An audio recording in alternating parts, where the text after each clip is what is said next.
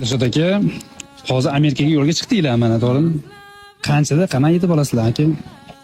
Hop, O'zbekistonni 10 kun aylanamiz. 12-fevral, aprelda xudo xolasa O'zbekistondan chiqib ketamiz. Taxminan 20 kunlarda Yevropaga boramiz. Keyin o'tdan paronga mashinalarni ortib, yana 10 kun Amerikagacha boramiz. Umumiy sayohat qancha? Borish o'ziga taxminan 40 kun, 45 kun ortib ketadi. Ha. Endi borgandan keyin qaytib kelamiz. Bitta sababi bor. Endi uni borganda aytamiz. Keyin yana qaytib kelib, keyin yana samolyotda uchib boramiz. Mashina olib kelasizlar. Ha, keyin mashinamiz Amerikada turib turadi paket. Samolyotda bor, keyin mashinaga qaytariladimi yo mashinani? Yo'q.